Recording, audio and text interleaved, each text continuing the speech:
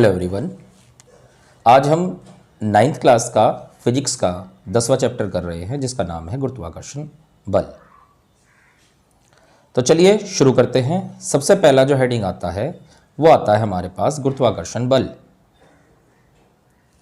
ब्रह्मांड में किन्हीं दो पिंडों के बीच कार्य करने वाला बल गुरुत्वाकर्षण बल कहलाता है।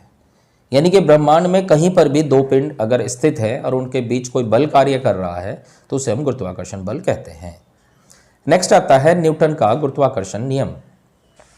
ब्रह्मांड में किन्हीं दो पिंडों के बीच कार्य करने वाला आकर्षण बल पिंडों के द्रव्यमानों के गुणनफल के समानुपाती तथा उनके बीच की दूरी के वर्ग के व्युत्क्रमानुपाती होता है। व्युत्क्रमानुपाती यानी कि उल्टा बटे में।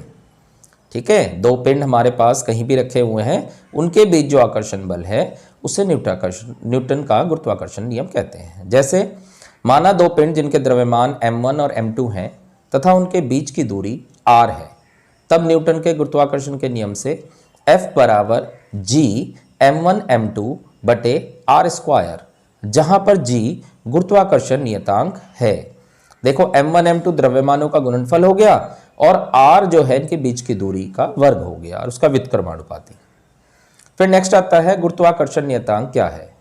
गुरुत्वाकर्षण नियतांक परिमाण में उस आकर्षण बल के बराबर होता है जो एक दूसरे से एकांक दूरी पर स्थित एकांक द्रव्यमान वाले पिंडों के बीच कार्य करता है। इसका मान 6.67 गुणा 10 की घात -11 न्यूटन मीटर स्क्वायर प्रति किलोग्राम स्क्वायर होता है। आप इसे अच्छी तरह से करेंगे। नेक्स्ट आता है गुरुत्व। गुरुत्व वह आकर्षण बल है जिससे पृथ्वी किसी वस्तु को अपने केंद्र की ओर खींचती है। नेक्स्ट है गुरुत्वीय त्वरण। गुरुत्वीय त्वरण परिमाण में उस बल के बराबर होता है जिस बल से पृथ्वी एकांक द्रव्यमान वाली वस्तु को अपने केंद्र की ओर आकर्षित करती है। इसे g से प्रदर्शित करते हैं और इसका मान 9.8 तथा इसका मात्रक मीटर प्रति सेकंड की घात 2 यानी मीटर प्रति सेकंड स्क्वायर होता है। गुरुत्वाकर्षण के सार्वत्रिक नियम का महत्व। इसके निम्न नियम महत्व हैं। नंबर 1, हमें पृथ्वी से बांधे रखने वाला बल लगता है। नंबर 2, पृथ्वी के चारों ओर चंद्रमा की गति। नंबर 3, सूर्य के चारों ओर ग्रह की गति। और नंबर 4, चंद्रमा तथा सूर्य के कारण समुद्रों में ज्वार भाटा। फिर नेक्स्ट आता है स्मॉल जी और कैपिटल जी में संबंध बहुत ज्यादा खास है ये।